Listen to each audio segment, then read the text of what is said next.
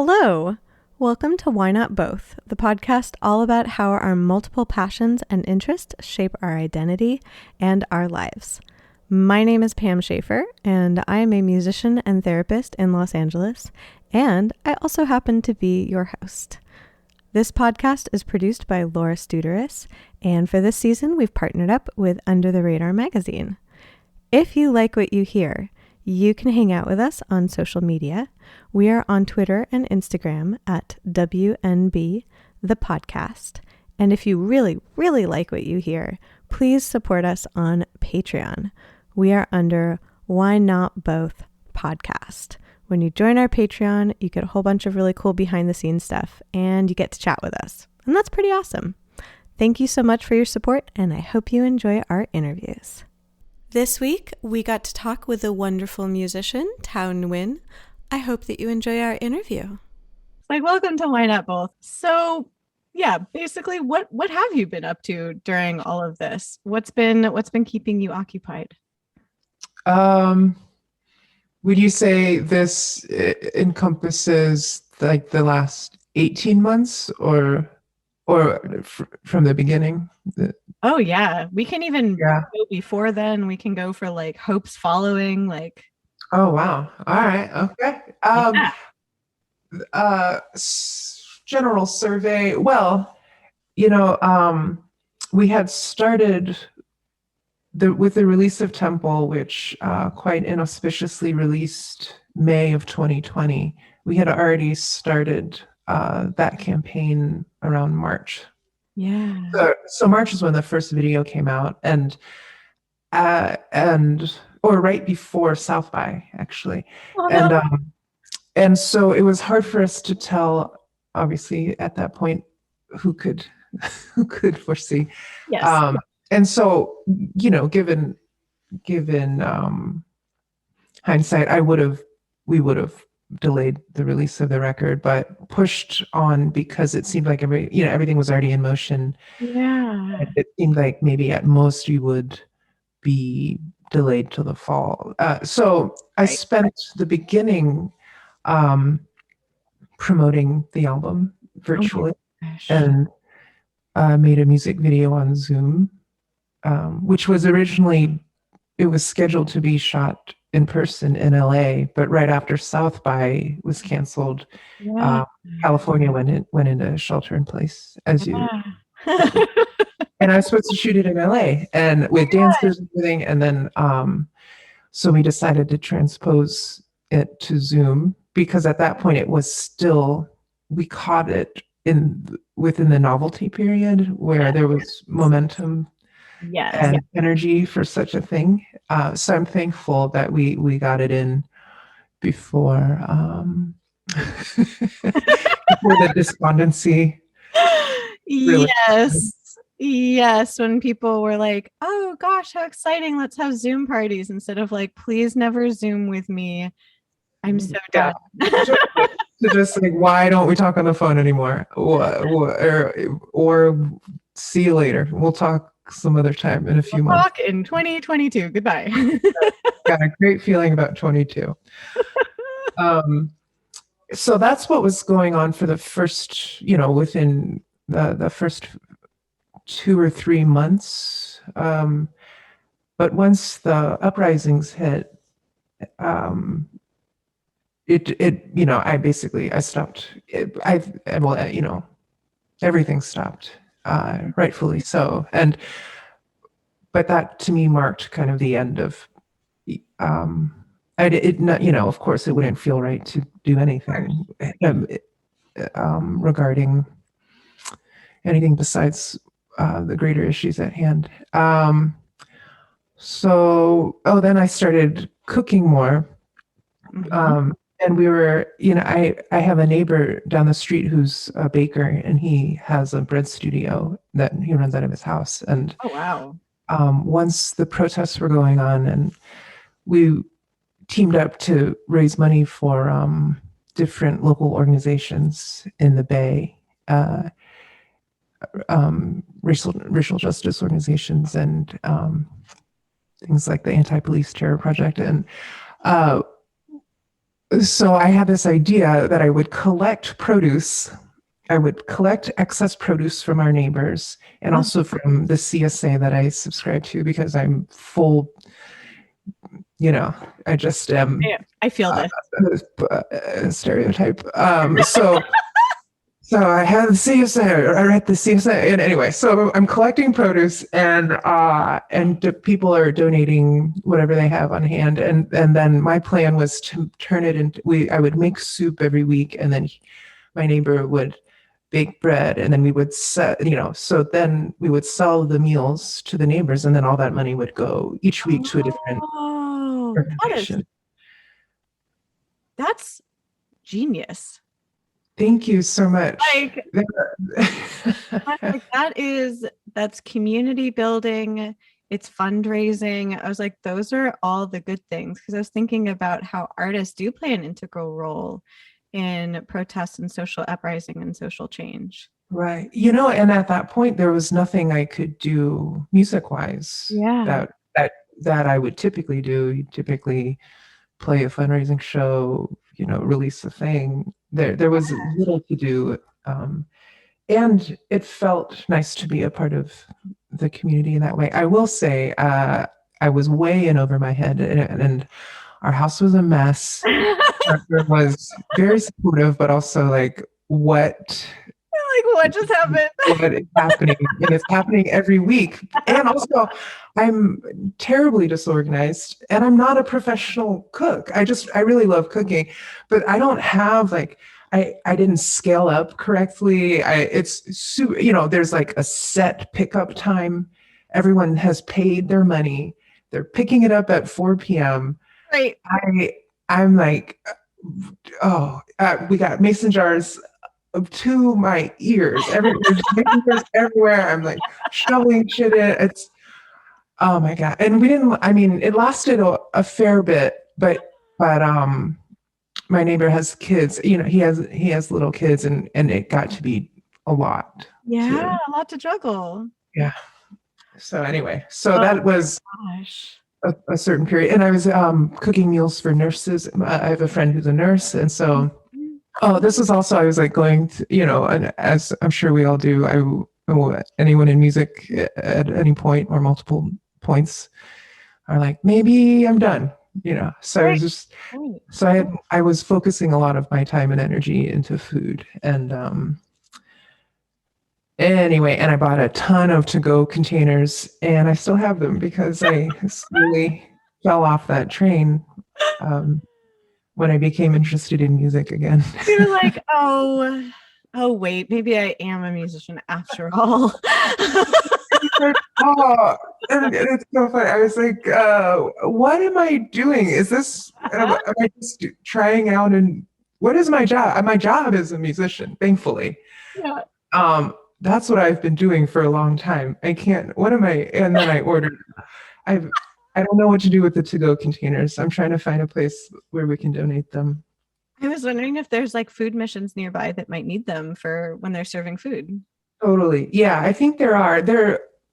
We were a little bit worried about, or we don't know about the health regulations, or maybe, I don't know if the package can be open. Anyway, these are the little things that consume.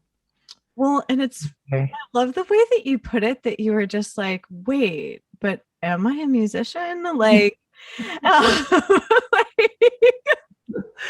yeah, valid question, and what I think I've had, I haven't been shy about discussing how complicated my relationship to music and making a living playing music has been, because it's brought me a lot of grief and turmoil. But because in the end, it's because I love it so much and it means so much. It's hard to subject yourself to that kind of, and to be that vulnerable over and over again, and to want so much,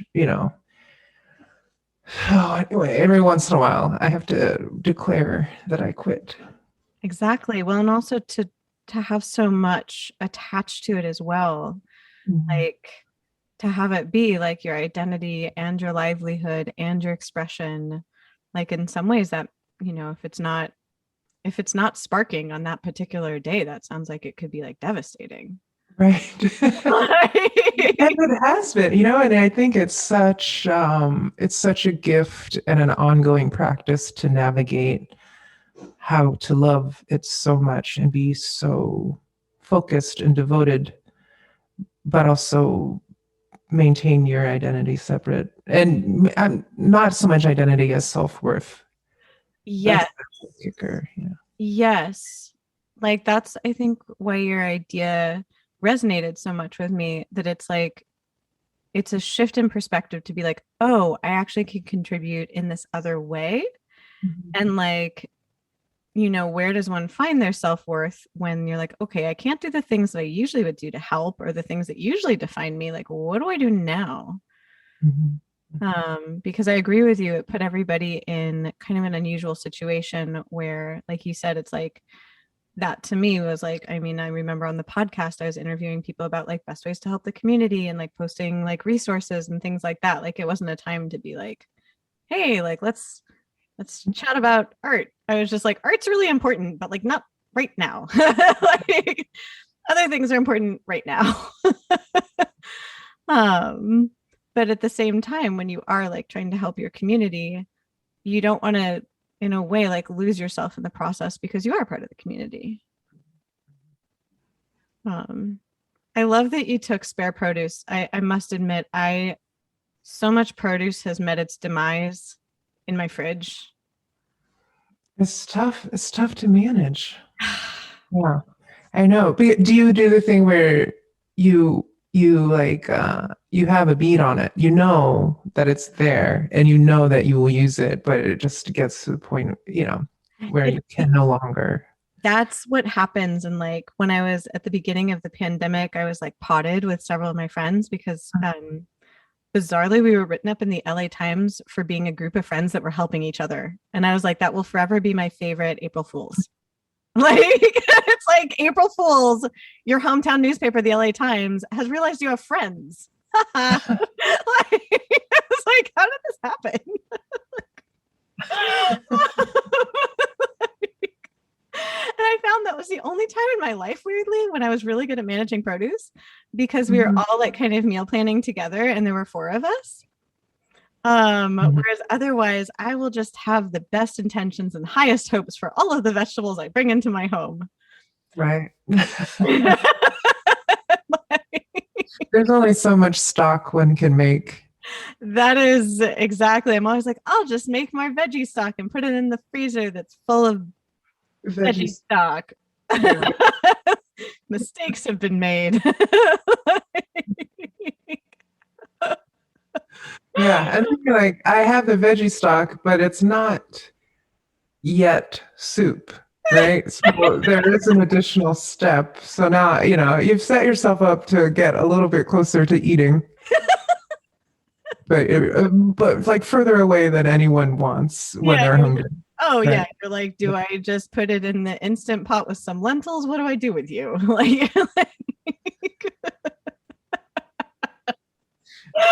Like I haven't thought this one through.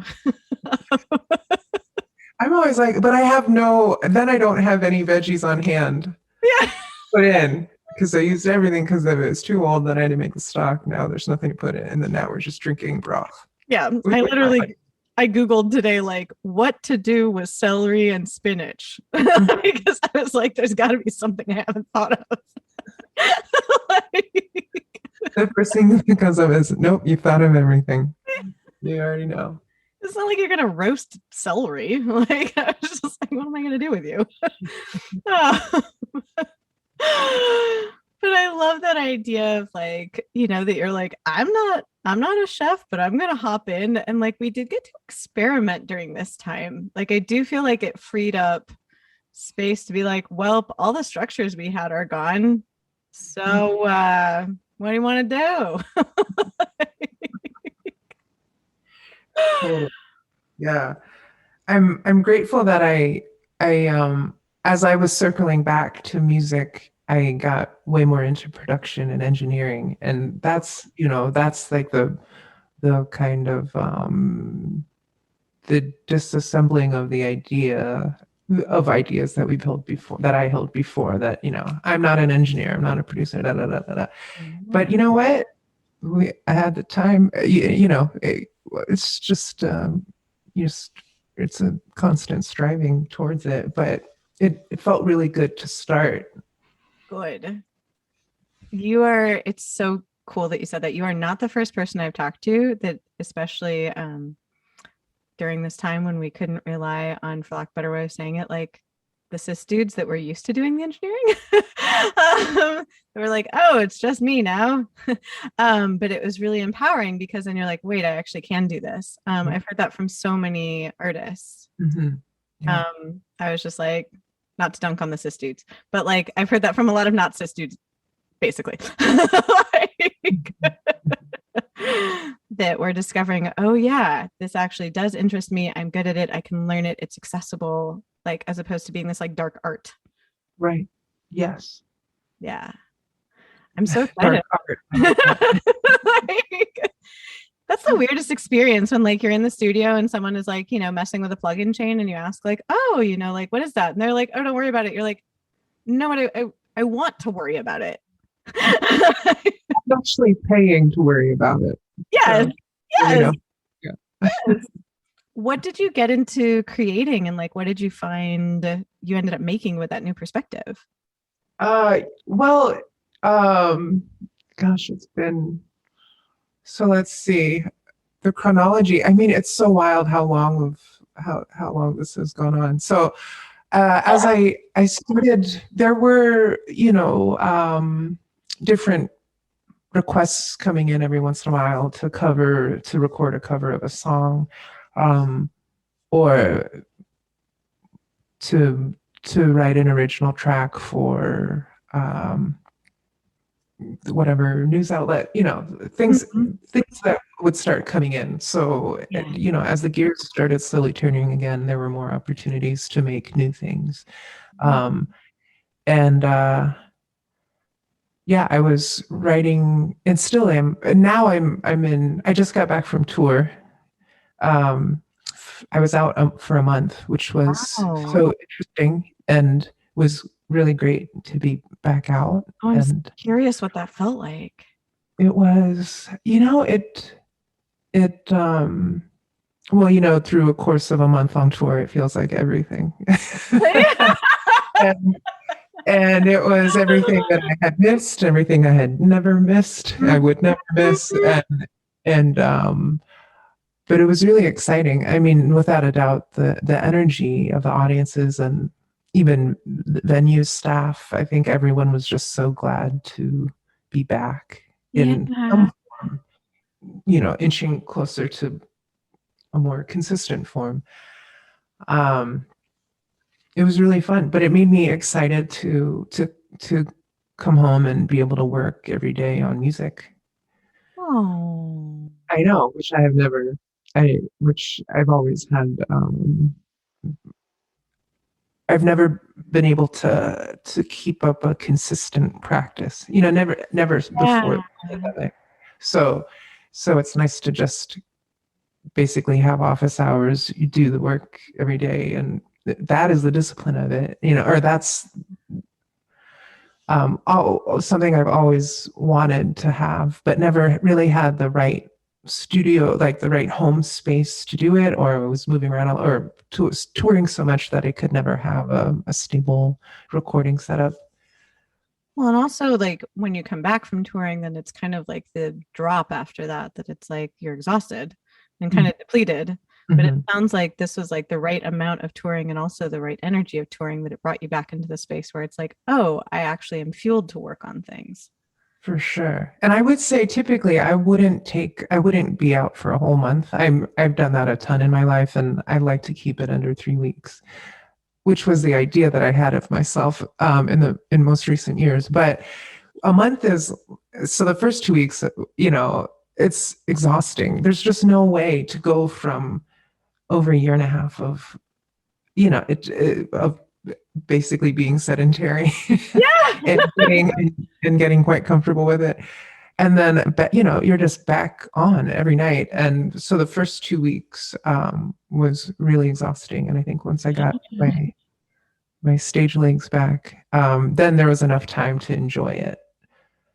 I'm glad that you got to the enjoyment phase, because I totally hear you on that. That it's like, even one of the first like social things I did at the start of the summer was I went to the dog park with one of my friends and his dog.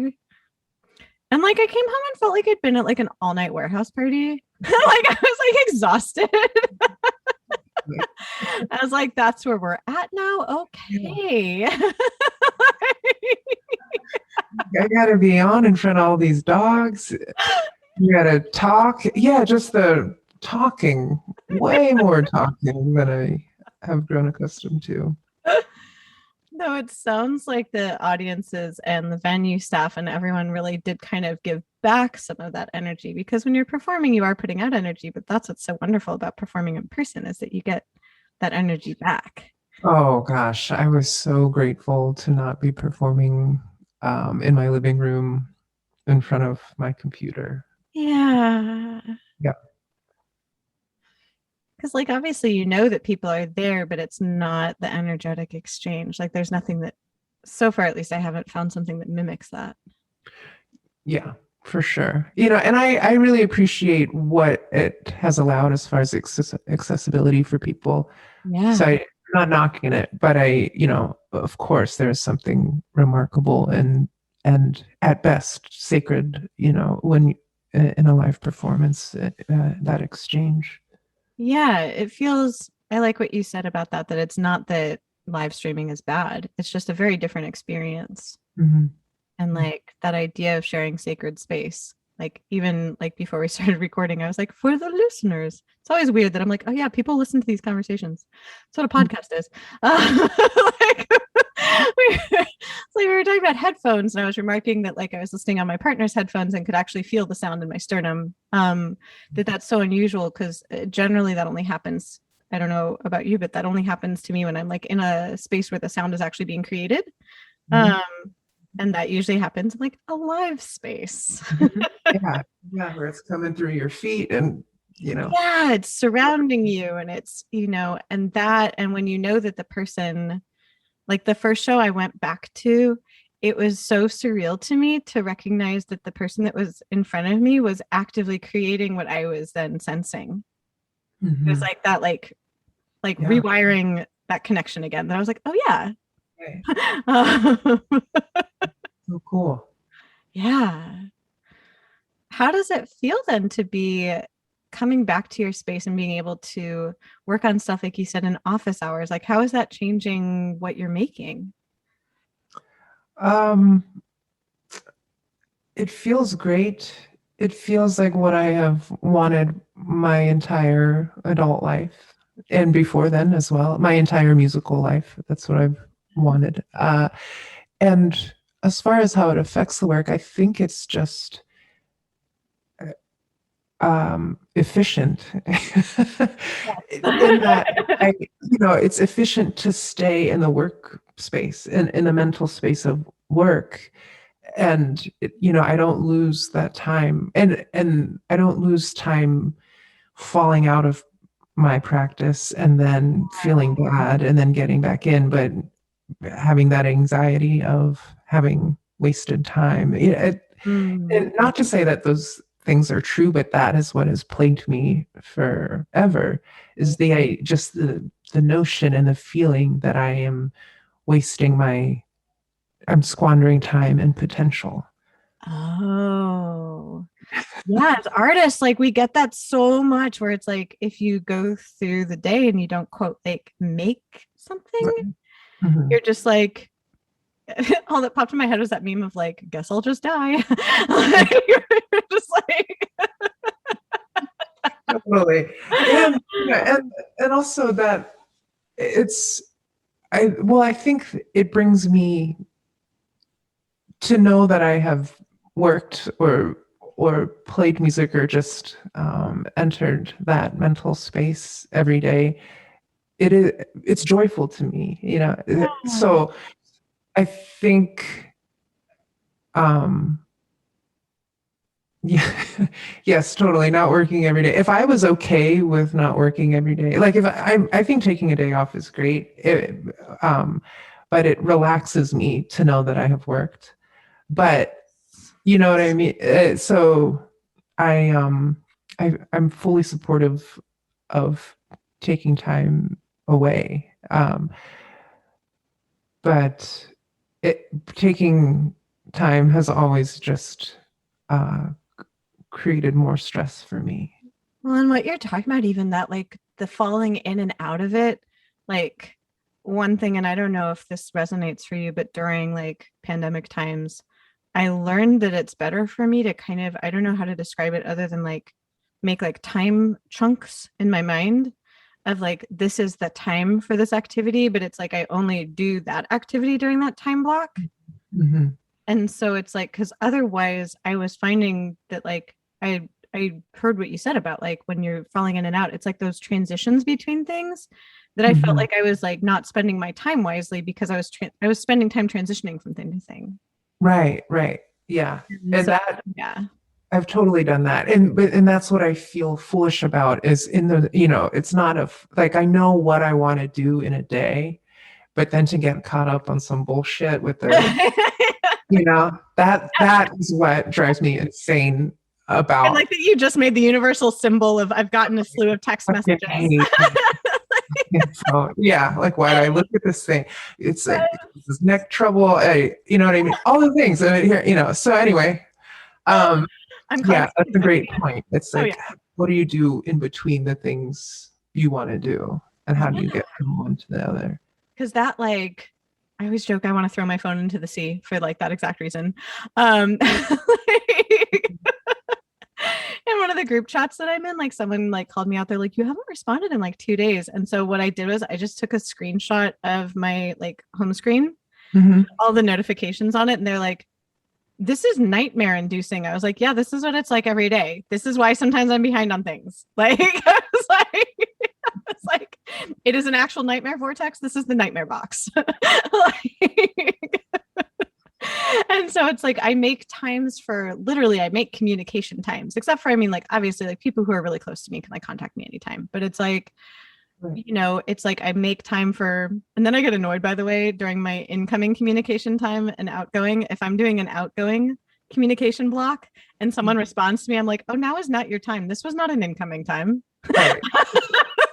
Like, why are you responding so quickly to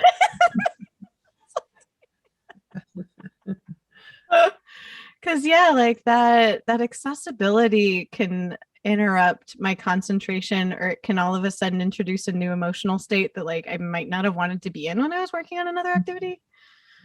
Like I'm like, I don't like it. It's very fracturing. For sure.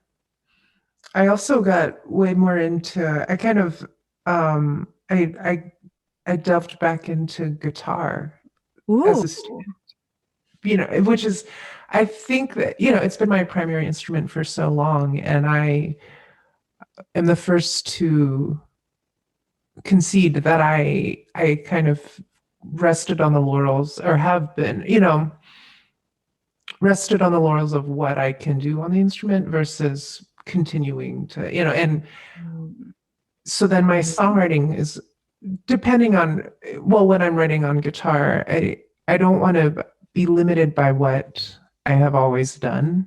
And I was falling into the same grooves of what I can do or have been able to do. So to study more jazz guitar and just theory in general has been my latest, or something that something I've wanted to do for a long time, but couldn't find the peace or clarity to just do it, Yeah. Well, what's it like stepping back into like the student role? It's way more fun than the kind of flummoxed, frustrated, bitter, on the verge of quitting music asshole. So I would much rather always be the student. Yep. It's like coming into things with like a beginner's mind and being like, okay, what do I have to learn about this? That's fascinating that you said that, because I started revisiting like even reading sheet music, because that was like not the first skill that I learned on piano. My first teacher didn't realize that I was just playing what I heard her play. Nice. Yeah, which I was like, cool, we got this. And like I kind of spot check things on the sheet music, but I wasn't really reading. And then like I got a new teacher and she was just like, wow, you play so lyrically. Like, can you sight read this piece for me? And I was like, what? You want me to do what now? Yeah. But like learning that, and then in high school learning theory, I had been afraid that like learning that would destroy kind of the magic of music, but instead I just found that there were like names for the things that I knew existed, and that it helped me frame things differently, and that like once I knew how something worked, then I could be purposeful about how to like make it, work a different way. Like, and so I delved back into like a bit of like reading sheet music and reading about song structure and things like that I hadn't done in a long time.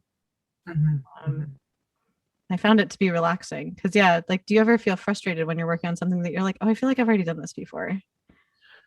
Definitely. Yeah. Yeah. And I also, and part of the, when I feel like I've done this before, I think a lot of it is I haven't been listening as a music fan. I just haven't, because it would stress me out. Listening to new music or even anything, it would stress me out because I immediately I would start thinking about how they made it, or how should I have made something like that instead? Should I make something like this now? And I, for a while, just was not listening to music as someone who loves music. And so it's been so nice to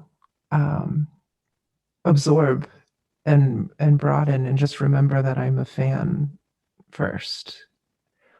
That's so, I think, people who are listening that are musicians and who are artists, to remember that you are a fan of something is so important, because I fall into the same trap where like I'll be listening to something and I'll feel like a swell of emotion and then almost try and turn it off by being like, oh, I wonder how they created that with the production work. Or like, oh, I wonder this. And it's like, you can just stay in the emotion. Like, Yeah. Totally. No, you don't have to go like, I didn't write that and someone wrote that and now yes. That's the point. That's, oh my God, there's a look that literally my partner gets on his face of like when something is awesome and it's this mix of, that he appreciates it and he's also mad that he's not the one that made it. Oh, yeah. Oh, like a very particular facial expression. I love that. I was like, that's exactly that phenomenon of like, I love this, but I hate it because I'm not the one who made it. That's the highest compliment you could do. Exactly. Like, oh my God. I know how to relax when I feel that way for things that are totally outside of my realm that I have no business feeling that way about. Like the second season of Fleabag. Oh my God. Fuck.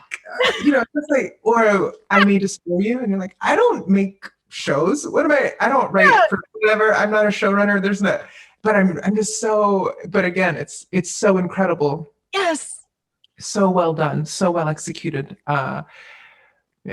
So it's like the desire to harness that somehow, even if it's not that you're like, oh, I wanted to write the second season of Fleabag. It's like like I just wanted to capture and convey the way that captured and conveyed. Yeah.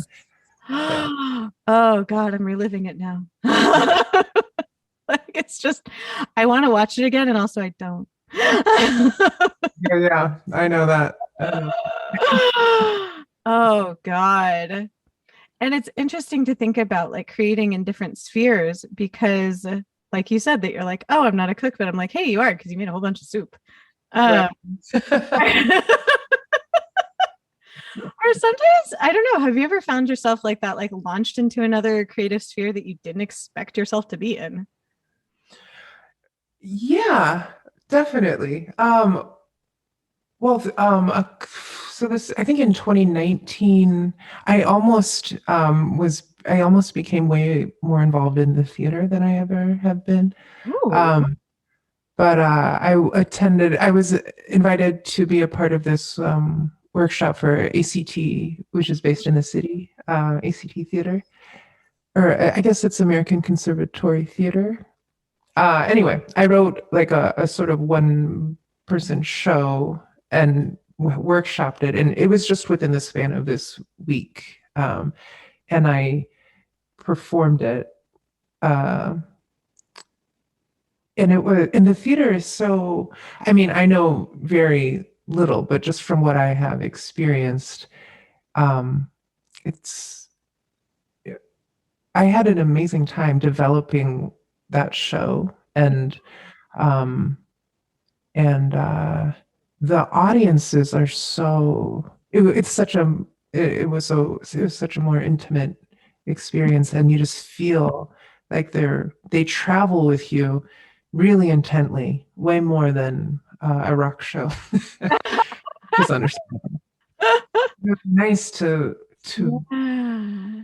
sometimes when I'm on stage at a rock show, I don't talk as much as I want to in between songs because I'm very conscious of the momentum and losing energy and people drinking and talking and just losing the audience. And in theater, in that one experience I had, it was so nice to be free of that fear. Mm. And that's thinking about that from like a performance point of view, that like in a way that's so much more intimate. And in some Mhm. ways, like, I mean, when you're performing music, that's incredibly intimate. But then when someone's really following along for that story, that's a different kind of intimacy. And with music, you can retreat into it in front of the person and they won't mind.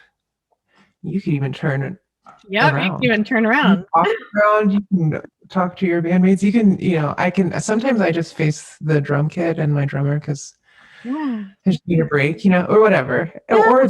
Or you're so caught up in the music and the energy Yeah. of that. So it's really interesting to think about that in those moments, the audience doesn't need you to lead them, Mm-hmm. to stay with them, to stay so closely aligned with them. Yeah. Kind of You like you can move in and out. yeah, and Yeah. they're moving in and out too. And Yeah. It's funny because I think of shows that I've gone to, and I remember, like, for instance, when I first started going to Tori Amos shows when I was like, but a wee teenager, that one of the things that people liked best, that they'd almost listen to even more intently, was when she would talk between songs. mm, And that to me mhm, was fascinating because I haven't experienced that at other shows. right, That like people get so into that. yeah, And even as a performer, I am loath to talk on stage because I never know exactly what to say. Like I'm like, hello, here's my mystical piano synth things. Goodbye. Because I'm like, I don't think you're here to hear me recount like things. I think you're here for like the millennial Enya experience. So like I think that that's what you're probably here for. I bet that millennial Enya line wouldn't kill though. It's funny at shows at a certain point, especially like further on in a tour. Everybody is locked in, and the musical performance is pretty much the same. The same level, and that's relaxing. And so sometimes, and when it gets to that point, then I base the quality of the show on if I landed my jokes, which is the Yes. additional layer of stress because it'll ruin. I'll be so crushed if a joke falls flat, that'll ruin the show for me. Oh. Totally unnecessary to do that. I completely understand. I'm still haunted by very strange things I've said in front of crowds of people. Yeah, that covers things. Right. Totally. And sometimes they're there with you, and sometimes you're like, oh nope, we just we'll just keep playing music. Okay, Mhm. yep, we got you.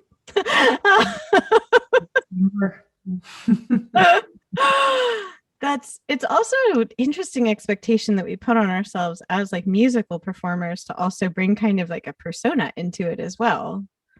Yeah. I know. And that can run the gamut. That is such a wide spectrum, right? Yeah. And yeah, that's very fascinating to me because I don't know.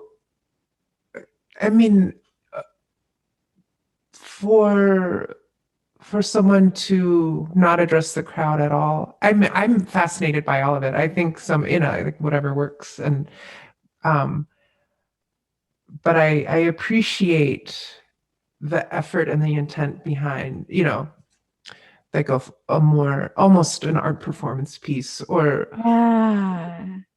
I haven't been to a lot of shows where the person doesn't engage with the audience at all. But Right. yeah, I the sort of the breadth of variation is really interesting.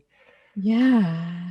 And also how to even address like kind of that communal energy. Like that's what I was curious about, like being back on tour, because I would assume that like in some ways that energy must be really intense right now that people can finally gather again. Um, I Yeah, I didn't find w- the energy wasn't intense to me. I thought it was quite heartening. What was more intense or what was disheartening was when it felt like nothing had changed. Or oh, wow.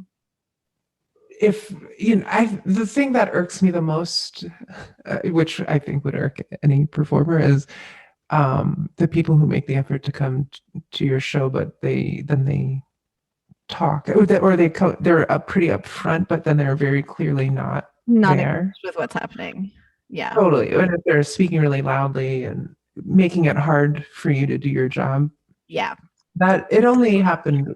I only lost my shit once, which I think is pretty impressive Well because I done. have kind of temper. But that's the kind of thing where I don't, so that was disheartening to see that after. After all this. Yeah, maybe that's too optimistic anyway. But don't come to the show if you don't want to be at the show. It's You could very have easy like to not come to the show. Plenty of people do it. yeah, I was like, there are so many other options. Like, you don't have to be here if you don't want to be here. Yeah.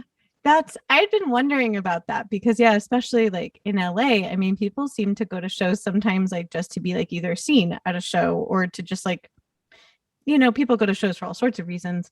But like I was hoping that after this there would be more of like, because you had brought up the idea of like a sacred space, which for me it is, where there's this reverence of like someone is coming and bringing their energy and their art, like you as an audience member are there to like participate.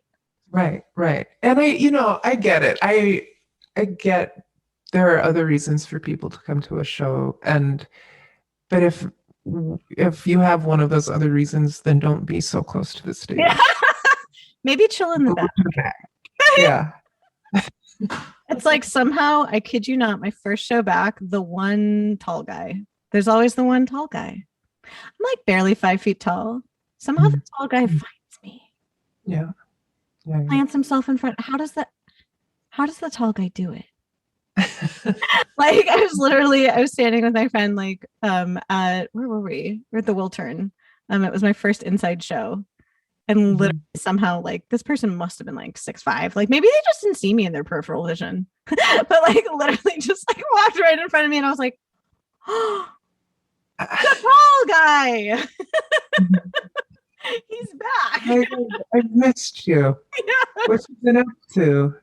exactly. How's it been up there? I guess what are your hopes for the future? Like now that you have seen these different perspectives of like how you can create and what you can create. Um, I think uh, I think I'm my hopes are, I hope, humble and not grandiose, but I really have um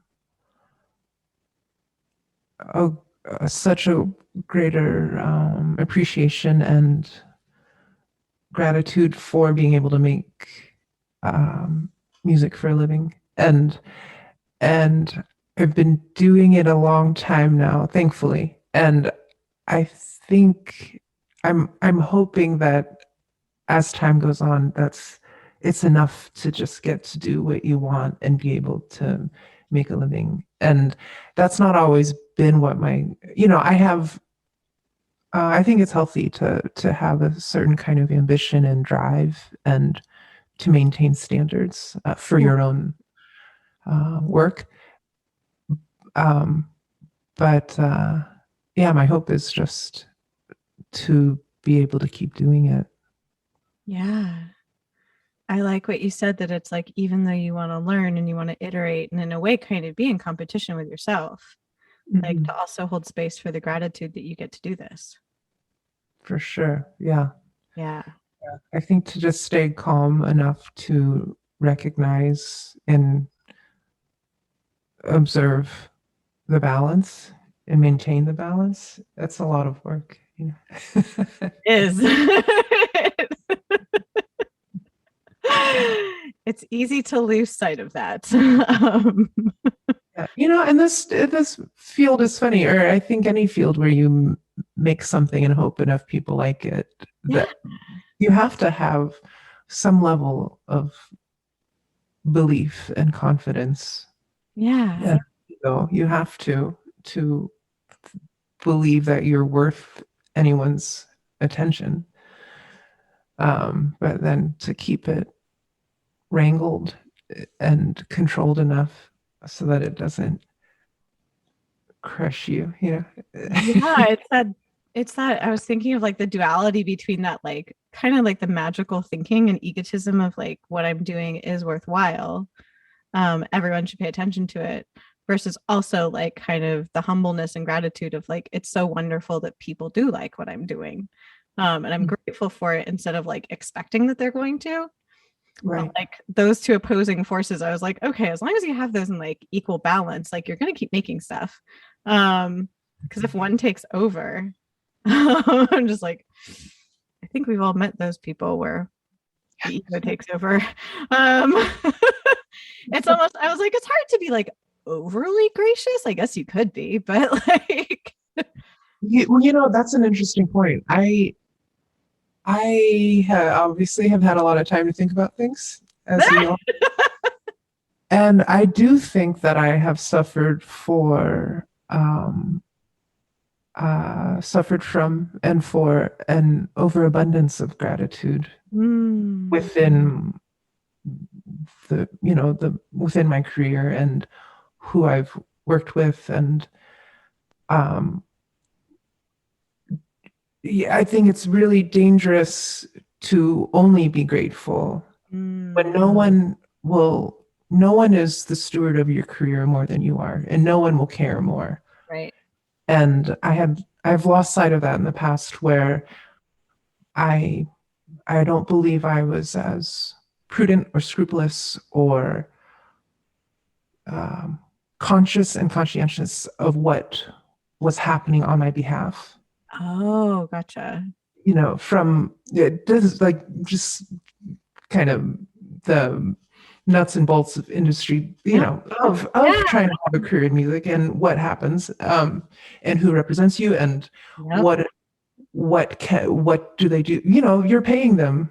Exactly. And I think some people more than others will err on the side of, well, I just am so lucky this person, this manager, this whoever is willing to work with me, as opposed to saying, clearly they want to work with me and I have something to offer, and I will everyone will hold each other accountable to do their work, do their job, and it's like still recognizing your agency there. Totally. Yeah. Because the thing that gets sacrificed is your career. Yeah. Or it can be. That's what's on the line. And nobody, and the ability to make art and to do it in a sustainable way. And no one's going to feel that pain more than you when you can't, or when perhaps you've let things slide, or people got complacent on your behalf and things haven't moved the way they should have, whatever. So that was a long-winded way of saying I think it can be dangerous to be only grateful. Yeah, because then you aren't stepping into your own power and like not giving yourself enough credit. Mm-hmm. What popped through my brain was literally, you're the mitochondria of the cell. You're the powerhouse. Nice. Yeah, somewhere back there from like 8th grade biology. I remember making the model, or like trying to make it 3D. I just ended up 2D. I was like, why did we all learn that instead of like how to pay taxes correctly or like things like that, where it's like how to build furniture, how to fix a light socket. Like I'm like, sure, remember the mitochondria though. At least then I can use it as a metaphor. Sure. Powerhouse. Yep. No, I love what you said. I think that is completely wise advice for artists to remember, that it's a balance of your own agency and your own power and having gratitude for those around you. But ultimately, you are the one that, like, in a way, suffers the consequence, both positive and negative. Mm-hmm. So I like that it behooves you to actually be like, oh no, I'm piloting this ship. I like they're all my crew members. But totally. Yeah. And to show, due and fair compensation and appreciation, all that should be clear, and so should your working relationships and where your boundaries are. And if your expectations are not being met, don't just internalize it. Right. You're allowed to be like, hey, this is what's going wrong. Right. Don't just blame yourself, Yep. for Yep. It's a team effort. Mm. Oh, you've been so generous with your time. Like I was thinking about that I was just like, oh, you took the time out of your day to chat. That's really cool. Oh yeah, I appreciate it. Thanks for wanting to chat. Thank you again for listening to this episode of Why Not Both. If you liked what you heard, please make sure to like us and subscribe to us on your preferred podcast platform. You can also come hang out with us on social media. We are at WNB the podcast, both on Instagram and on Twitter. This season, we are brought to you by Under the Radar magazine. Under the Radar is a nationally distributed print, music, and entertainment magazine and website. You can find them at www.undertheradarmag.com, and feel free to support them on Patreon. Extra special thanks to our producer, Laura Studeris, who is literally a rock star. Thanks again, and I look forward to seeing you next episode.